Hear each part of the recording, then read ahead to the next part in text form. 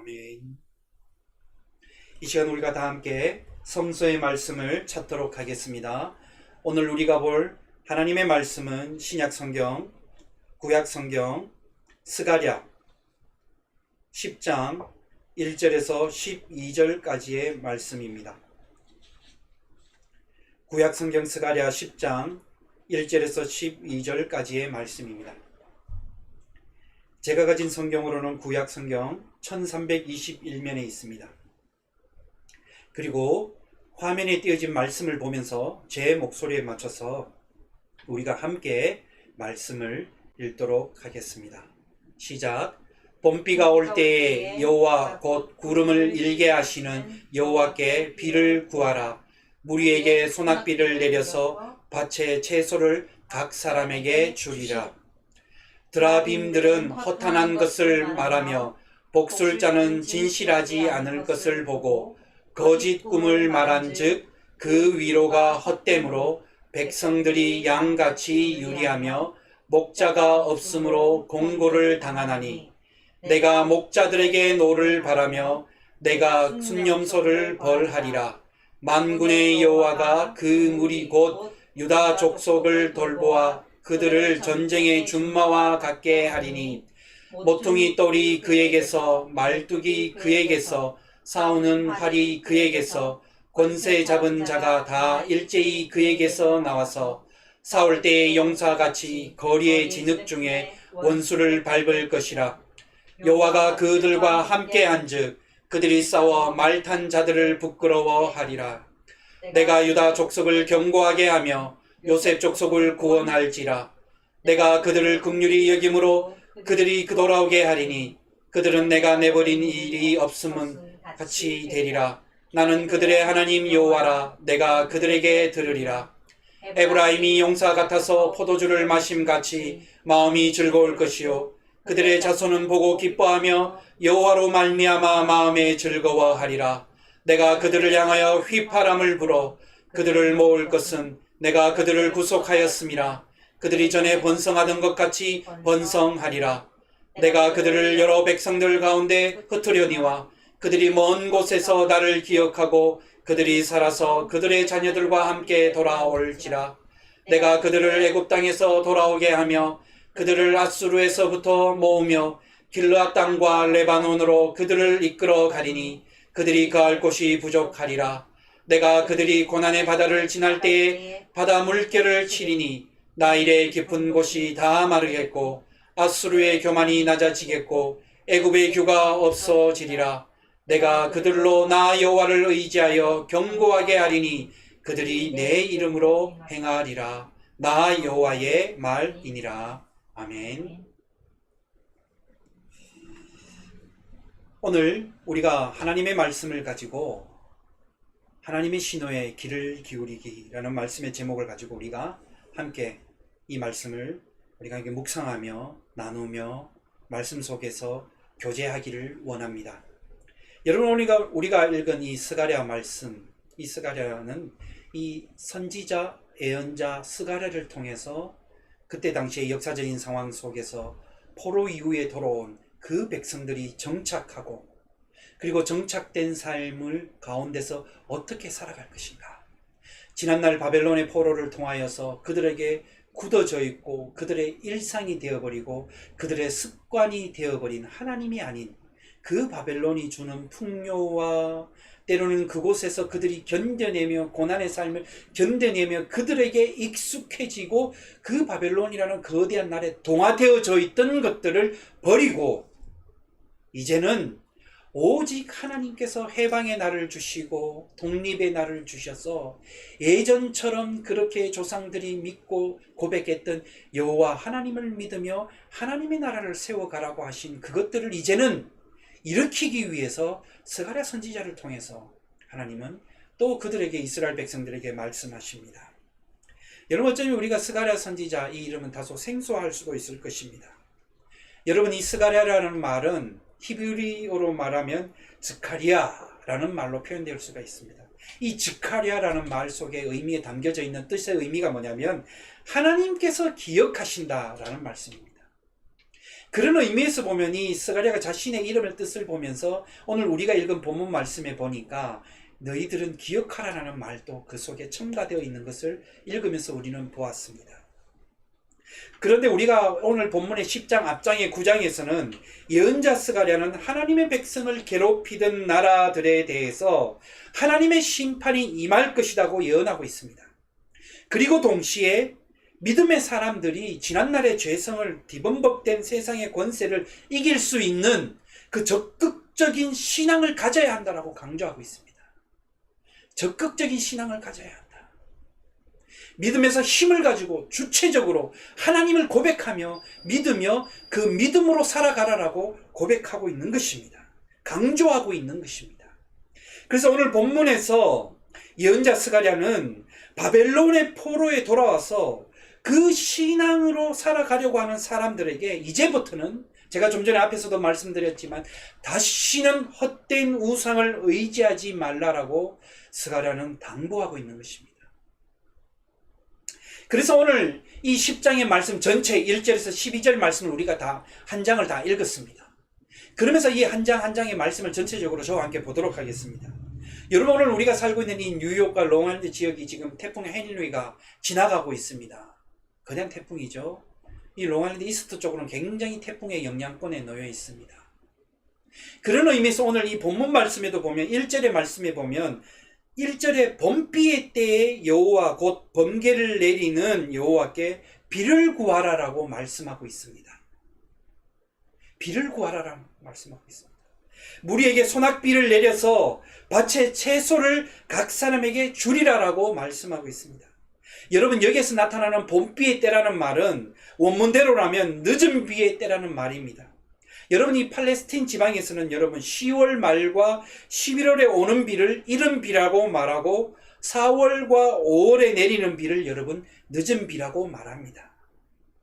여러분, 이른 비는 어떻습니까? 씨를 뿌리고 파종하는 시기에 굉장히 유익하다는 것입니다.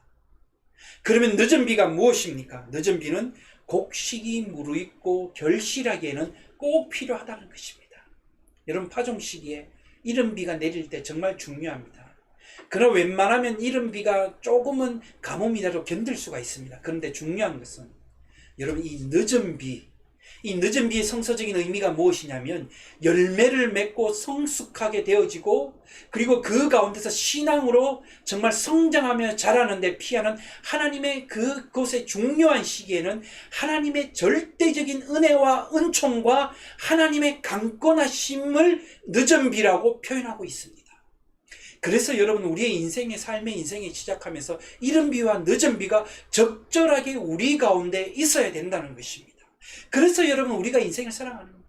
한 인간이 성장하는 가운데서 이른 비에 해당되는 시기가 어떤 시기일까요?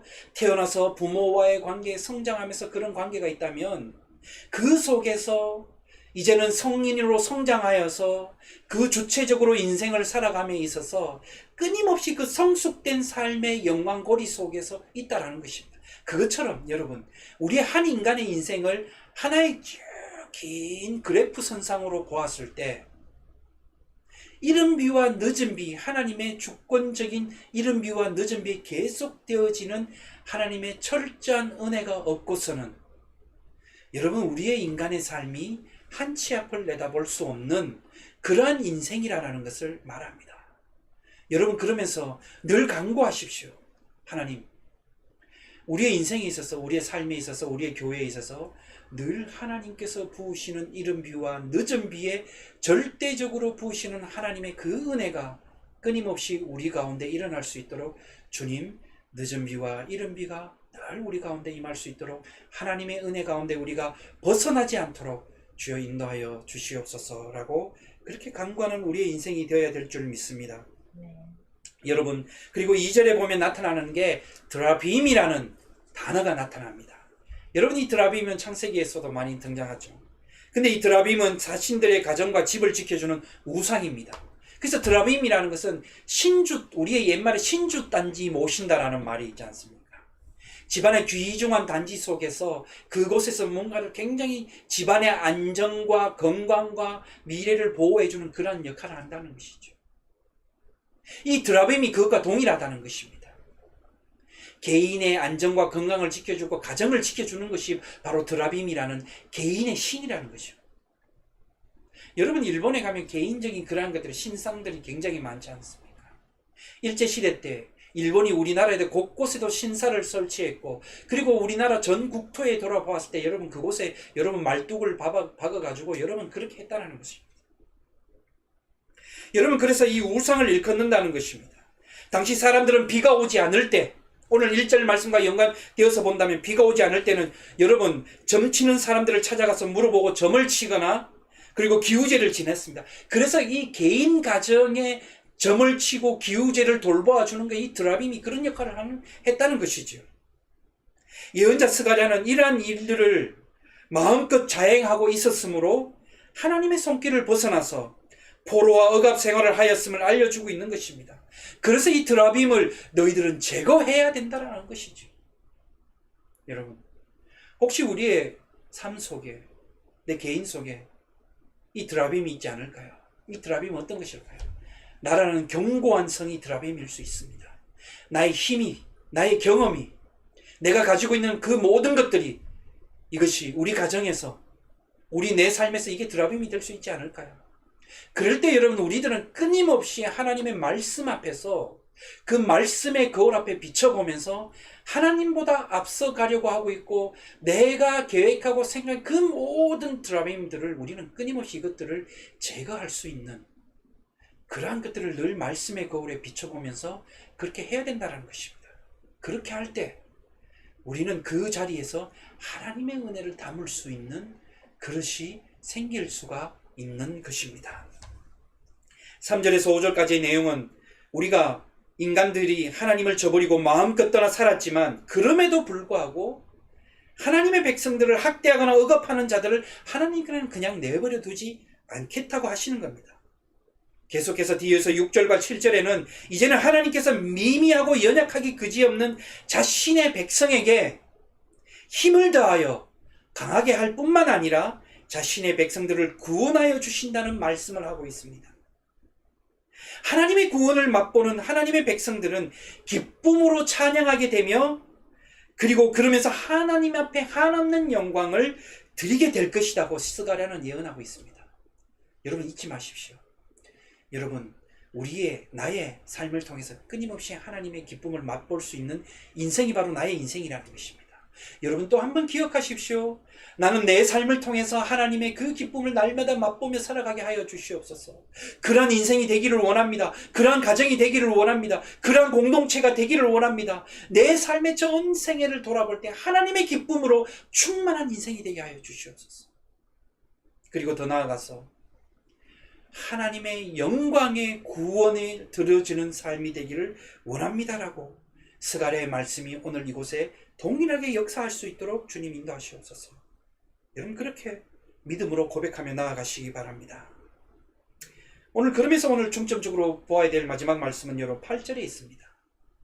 하나님께서 자신의 백성들을 향해서 휘파람을 불러 모으신다라고 말씀합니다. 이 말씀, 휘파람이 무엇일까요? 이것은 바로 하나님의 신호라는 뜻입니다. 하나님이 그 자신의 사랑하는 백성들에게 신호를 보내신다는 뜻입니다. 그래서 그 신호를 보내는 이유가 뭐냐? 그의 백성들을 불러 모으기 위해서다라는 것입니다. 자, 마치 여러분, 양을 이끄는 목동이 여러분 자신의 양은 기가 막히게도 주인의 음성을 기억한다고 했지 않습니까? 그렇기 때문에 여러분, 양을 치는 목동이 멀리서 휘파람을 불면 여러분 그 소리에, 부르는 소리에 응답하면서 양은 모이기 시작한다는 것입니다. 제가 예전에 몽골에 어떤 평화 단기 선교를 갔을 때 여러분 그것을 경험했습니다. 몽골의 그 게르라는 텐트를 치면서 그곳에 사는 원주민들이 여러분 그들이 양을 기르고 야생 말들을 그들은 키웁니다. 그러면 그들은 방목하는 것이지요. 넓게 키우면 아침이 되면 그들을 양과 말들을 풀어가지고 염소들을 풀어서 키우는데 저녁이 어슴출해 해가 질 때가 되면 여러분 기가 막히게도 여러분 저기 멀리서 그 주인들이 그들의 소리로 부르는 것을 들었습니다. 들을 때 기가 막히다. 눈에 보이지 않던 그 말들과 양들과 염소들이 주인이 부르는 소리를 듣고 모이기 시작했다는 것입니다. 그것처럼 여러분 동일하게 휘파람을 부르는데 멀리 떨어지면 들리지 않을 것 같은데 조금 시간이 지나니까 끊임없이 말들과 양들과 염소의 떼들이 주인이 부르는 쪽으로 모여들기 시작하더라는 것입니다. 그걸 보면서 야, 정말 이 짐승들이 주인을 기가 막히게 기억하면서 주인의 소리를 기억하면서 주인에게 모이는 것을 보았을 때 이 주인이 누구인지를 안다는 것입니다. 왜 모일까요? 만약에 자신의 주인의 목소리가 아니면 아무리 좋은 소리나 아무리 아름다운 소리로 부르고 신호를 보냈지만 그들은 응답하지 않을 것입니다. 왜냐하면 자신의 주인이 아니기 때문입니다. 그러나 여전히 우리가 살아가는 이 세상 속에서는 달콤한 소리로 주인을 자칭하고 가장해서 우리를 부르는 이리와 늑대의 떼들이 우리 주변에 너무나 많다라는 것입니다. 그래서 우리는 늘 우리를 부르시는 하나님의 신호, 그 휘파람에 우리는 주의를 기울여서 들을 수 있어야 하는 것입니다. 여러분, 우리말 성경에서는 중에서 우리들이 가장 많이 사용하고 있는 우리 개역 개정 성경에서 여러분 휘파람을 분다, 오늘 이 본문의 말씀 속에서 단 한 번 등장하고 있습니다. 하나님께서 왜 휘파람을 부르셨을까? 그런 질문이 생각납니다. 그러니까 하나님께서 휘파람을 부르신다는 것은 예언자 스가랴의 하나님의 이해가 오늘 말씀 속에 담겨 있는 것입니다. 예언자 스가랴는 하나님을 어떻게 이해하고 믿었길래 하나님께서 휘파람을 부르신다라고 이야기했을까요? 하나님께서 휘파람을 부르신다는 것은 그의 사랑하는 자녀들을 불러 모으신다는 그것을 예언자 스가랴는 말씀하고 있습니다. 왜 불러 모으실까요? 치유하시기 위해서, 돌보시기 위해서, 구원하시기 위해서, 회복시켜 주시기 위해서, 그리고 하나님의 끊임없는 사랑을 부어주시기 위해서 스가랴는 기쁨과 영광에 충만하신 하나님이 우리를 휘바람을 부르시면서 끊임없는 신호로 우리를 부르고 계신다라고 스가랴는 상징적으로 휘바람을 통해서 하나님의 신호를 우리에게 말씀해 주고 있는 것입니다. 어린 시절 제가 놀 때, 우리가 어린 시절에 놀 때는 여러분 어떤 신호를 보내고 서로를 이 커뮤니케이션 할 수 있는 수단이 없지 않습니까? 집에 있을 때는 전화기로 번호를 눌러서 전화합니다. 그런데 밖에 나와서 우리 친구들이 모여서 산에서 놀거나 놀이터에서 놀 때는, 멀리 떨어져서 놀 때는 팀을 정해서 편을 갈라서 놀 때는 여러분, 우리 남자아이들이 놀 때는 어떻게 놀았냐면 시골에서는 뭔가 신호를 보냈다는 거죠. 그때 신호가 보내는 수단이 뭐가 있냐면 박수를 치는 것, 소리를 지는 것, 그리고 휘파람을 부르는 것이었습니다. 그래서 우리가 정해놓은 휘파람을 길게 불거나 몇 번 불면 어떤 순간이다, 박수를 몇 번 치면 이 소리를 듣고 어떻게 해야 된다, 그러면서 그렇게 놀았다는 것이죠. 근데 제 친구 중에는 이 휘파람을 기가 막히게 부는 친구가 있었습니다. 그 친구 어릴 때 지금 어렴풋하게 기억나는데, 그 친구가 초등학교, 중학교, 고등학교까지 같은 학교를 쭉 함께 나왔습니다. 근데 그 친구가 휘파람을 부는 것이 초등학교를 마치고 중학교를 마치고 고등학교를 마치면서 가면 갈수록 휘파람을 굉장히 마술처럼 여러분 굉장히 기가 막히게 불렀다는 것이죠. 가만 보면 입술을 조그맣게 벌렸는데도 여러분 그 소리가 여러분 정말 기가 막히게 불렀다는 것입니다. 나중에는 저를 부르면서 한번 보라는 거예요. 자기가 부르는 소리가 새들이 노래하는 소리가 똑같다라는 것이. 그래서 얼핏 불면 여러분 새가 노래하는 소리라 짖는 소리가 다름이 없을 정도로 착각할 정도로 그렇게 휘파람을 부르더라는 것입니다. 불렀다는 것입니다. 여러분, 오늘 휘파람을 분다는 오늘 본문의 말씀에서 보여지는 첫 번째 뜻이 뭐냐면 신호를 보낸다는 것입니다. 신호를 보낸다. 오늘 말씀에 휘파람을 분다는 말은 여러분 영어 성경에서의 번역을 보면 이렇게 고백합니다. 하나님께서 자신의 백성들에게 신호를 보내고 계신다라고 번역되어 있습니다. 이것을 우리말로 좀 더 가깝게 보면, 원어 성경에 가깝게 한다면 영어 성경에서는 하나님께서 자신의 백성들에게, 자기가 사랑하는 사람들에게 신호를 보낸다는 것입니다. 성경 전체를 볼 때 우리가 하나님의 말에 듣지 않을 때 하나님께서는 신호를 보내시면서 하나님의 마음을 떠나거나 살거나 하나님의 명령을 잊어버렸을 때마다 하나님은 그때마다 타락하고 비윤리적으로 살아가는 그의 자녀들에게 늘 끊임없이 신호를 보냈다는 겁니다. 자기 백성들에게 돌아오라.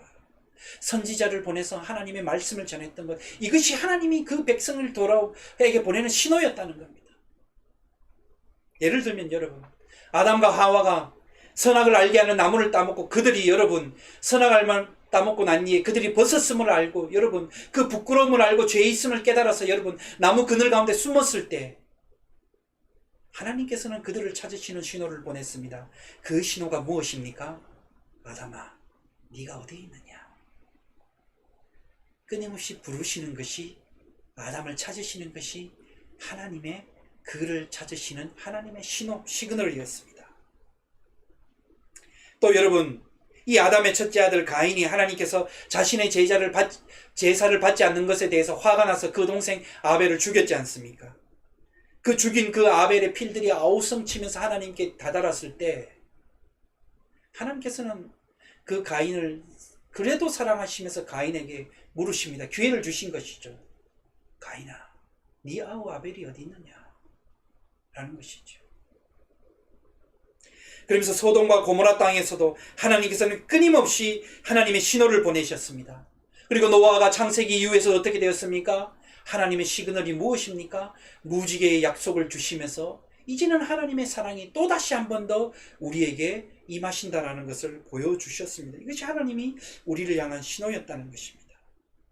오늘 말씀에 보면 하나님을 섬기는 일이 아닌 다른 것에 집중하고 중점을 두고 하나님을 떠나서 살아갈 때 하나님은 우리를 돌아오게 하시기 위해서 우리에게 신호를 보내주신다는 겁니다. 오늘 본문의 당시의 사람들은 이른 비, 봄비가 내리지 않고 늦은 비마저 내려올 징조가 보이지 않을 때 그들은 쉽게 하나님을 저버렸다고 합니다. 쉽게 하나님을 떠나고 그들 몸에 배어져 있는 습성과 습관대로 예전에 바벨론의 그때로 돌아가서 그들이 정말 기우제를 지내고 그들의 신의 모습과 몸에 젖어 있는 대로 돌아가서 이른 비를 내리도록 늦은 비가 내리도록 그들은 그렇게 하나님을 떠나버렸다는 것이죠. 조금만 마음을 비우고 조금만 긴장을 늦추면 그들은 원래대로 되돌아간다는 것입니다. 그래서 여러분, 하나님께서는 오늘 스가랴를 통해서 휘파람을 불어서 그들의 귀를 깨어나게 하고 귀에서 이 휘파람의 소리가 쟁쟁하게 울리도록 경각심을 일으키도록 긴장하도록 하나님께서는 그의 사랑하시는 자녀를 일깨워주고 신호를 보내주고 있는 것입니다. 끊임없이 하나님은 우리의 귀를 흔들어서 그 길을 통해서 우리가 지금 무엇을 하고 있는지 우리를 거기에서 깨어나게 하시는 것입니다. 사랑 여러분, 오늘 우리를 향한 동일하게 우리를 향해서 부르시는 하나님의 시그널, 신호가 있을 것입니다. 여러분을 부르시는 그 하나님의 신호가 어떤 것인지를 여러분 집중하여서 귀를 기울여서 들을 수 있는 그 귀가 열려지기를 주님의 이름으로 간절히 축원합니다. 여러분, 오늘 저는 우연히 이 설교를 준비하면서 보다가 이 코로나 시기를 보내면서 여러분 많이 알려져 있는 내용입니다. 이 코로나 바이러스가 인류에게 보내는 편지라는 그것들이 여러분 인터넷에 다니면서 많이 화제가 되었습니다. 코로나 바이러스 letter to humanity 하면서 이 영어로 지은 이 시가 한국말로 번역된 것이 있습니다. 제가 전체는 내용이 너무 길어서 다 못 읽고 이 코로나가 우리 인류에게 보내는 그 사인, 시그널, 신호를 한번 그 내용을 여러분 잠깐 소개하도록 하겠습니다. 제가 그 중에 몇몇 부분만 읽어보겠습니다. 코로나 바이러스가 인류에게 보내는 편지. 지구는 속삭였지만 듣지 않았습니다. 지구는 말했지만 듣지 않았습니다. 지구는 비명을 저질렀지만 당신은 무시했습니다. 그래서 나는 태어났습니다. 대규모 홍수, 그러나 당신은 듣지 않았습니다. 불타는 산과 들, 그러나 당신은 듣지 않았습니다. 강한 허리케인, 그러나 당신은 듣지 않았습니다.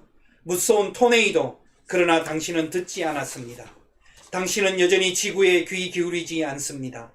해양동물은 물속의 오염물질로 인해 죽어가고 놀라운 속도로 녹는 빙하, 극심한 가뭄에도 불구하고 지구가 얼마나 심하게 병들어가고 있는지에 관심을 기울이지 않습니다. 끝없는 전쟁, 멈추지 않는 탐욕. 나는 당신에게 고열을 줍니다. 마치 불타는 지구처럼 나는 당신이 숨쉬기 힘들게 합니다. 오염에 찬 지구처럼 당신은 매일 약해지고 있습니다. 매일 생명력을 잃어가는 지구처럼. 이 모든 것이 끝나면 나는 떠날 것입니다. 부디 이 순간들을 기억하십시오. 지구의 소리를 들으십시오. 당신의 영혼의 소리를 들으십시오. 지구 오염을 막으십시오. 서로 간의 분쟁을 멈추십시오. 물질적인 것들에 대한 관심을 멈추십시오. 그리고 이웃을 사랑하십시오. 지구와 모든 생물을 돌보십시오. 창조주를 믿기 시작하십시오. 왜냐하면 다음에는 더 강하게 돌아올 수 있기 때문입니다. Because next time I may come back even stronger.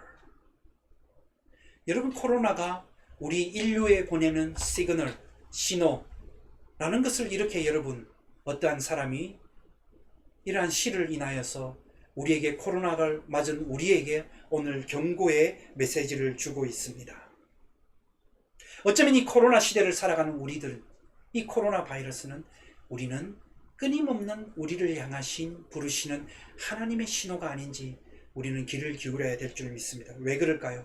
코로나라는 대전염병 시대를 살아가고 있지만 우리 인간들은 우리들의 삶을 이 코로나가 다 바꿔 놓아 버렸습니다.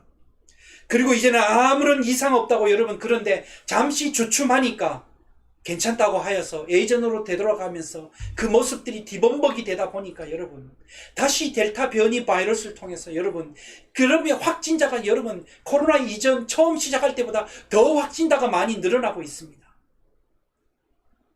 그저께 제가 사는 스트릿에 여러분 스트릿 페어라는 여러분 그런 사람들이 페스티벌에 있었습니다. 저는 우연찮게 그 길을 지나가다 보았을 때 길을 클로즈하고 막고 난 이후에 사람들이 여러분 거기서 몰려서 여러분 콘서트 하는 모습들을 보았습니다. 그런데 거기에 있는 사람들의 모습들이 여러분 하나같이 마스크를 끼지 않고 모여서 집중하고 있을 때 즐거워하는 모습을 볼 때 여러분 지나가면서 우리가 코로나를 줬던 교훈들을 잊어버리는 그러한 모습들을 보면서 참으로 안타까웠습니다.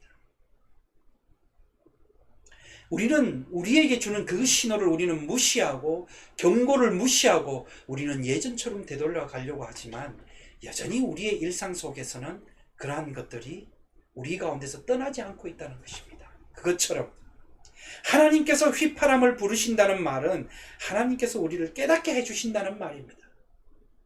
우리가 아무리 하나님의 뜻을 깨닫기 위해 노력하여도 여러분 우리가 영적인 눈과 귀가 없으면, 가슴이 없으면 하나님의 뜻을 제대로 깨달을 수 없다라는 것입니다.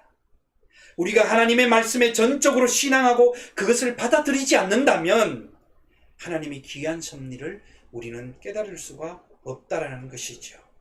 그래서 여러분 우리는 늘 하나님이 우리를 향해서 보내시는 그 신호에 귀를 기울일 수 있어야 하는 것입니다. 하나님께서 휘바람을 부르신다는 것은 멀리서 우리를 불러서 돌아오게 하시는 것입니다. 여러분, 그래서 이사야 5장 26절에서는 먼 곳에 있는 자신의 사랑하는 자녀들에게 멀리서도 보일 수 있도록 깃발을 높이 쳐들어서 우리를 돌아오도록 한다는 것입니다. 깃발을 높이 세운다라는 것이죠. 깃발을 높이 세운다라는 것은 뭐냐면 높이 세워져 있는, 쳐들려 있는 이 깃발을 볼 때 그 깃발이 우리를 구원에 이르게 하고 그 깃발이 우리를 그 깃발을 보며 그곳으로 달려갈 때 우리를 치유하게 하고 변화하게 하고 회복시켜 준다라는 그러한 것을 의미하는 것입니다. 하나님으로부터 치유함을 받아서 사는 사람, 하나님의 구원에 임하여 새 생명이 넘치는 사람은 하나님의 임재를 느끼며 살아가는 것이요, 그리고 그 안에서 그 하나님이 우리를 부르시는 신호 안에서 더욱더 견고하게 세워질 것이요, 무엇보다도 하나님이 주시는 새 힘을 통해서 여러분 살아갈 수가 있다라는 것입니다. 사랑하는 여러분, 오늘 말씀의 근거에서 우리의 신앙의 자리는 어디에 세워져 있습니까? 우리는 오늘 조금이라도 우리가 돌아볼 때, 우리 자신을 볼 때 내가 지금 하나님이 나를 향해서 나를 부르시고 우리를 부르시는 그 하나님의 뜻에 우리는 귀를 기울이면서 우리를 부르시는 하나님의 그 신호에 귀를 기울이며 철저하게 들으며 귀를 열면서 우리를 찾으시는 그 하나님의 소리에 우리는 집중하고 있는가? 아니면 나의 뜻과 원하는 대로 그렇게 흘러가고 있는가? 라는 것들을 오늘 말씀을 통해서 우리는 돌아보아야 될 줄 믿습니다. 우리가 감당해야 될 중요한 일들은 하나님은 우리의 인생을 통해서 우리에게 심어주셨습니다. 이 심어주신 그 하나님의 사랑을 우리는 잊어버리지 말아야 될 것입니다. 우리 마음과 정신과 온 것을 다하여서 하나님께서 우리를 부르시는 그 신호에 귀를 기울이면서 우리는 나아가야 될 줄 믿습니다. 집중해야 될 줄 믿습니다. 여러분, 분명히 하나님은 우리를 향해서 불러주시는 그 하나님의 휘파람, 그 신호는 오늘 우리 하나님의 말씀을 통해서 우리에게 주어집니다. 그 말씀 속에 돌아서지 않고 그 말씀을 부르시는, 말씀을 통해서 부르시는 말씀을 붙잡으면서 나아가는 여러분 되시기를 주님의 이름으로 간절히 축원합니다. 네, 기도하도록 하겠습니다. 하나님 아버지, 오늘 이 시간 우리를 부으시고 이끄시고 부르시는 그 하나님의 신호, 그 시그널을 바라보며 우리가 나아가기를 원합니다. 그 소리에 우리가 외면하지 아니하고 부르시는 그 소리에 집중하여서 하나님의 그 부르심 앞에 기쁨과 구원의 삶으로 나아가는 우리 모두가 되게 역사하여 주시옵소서.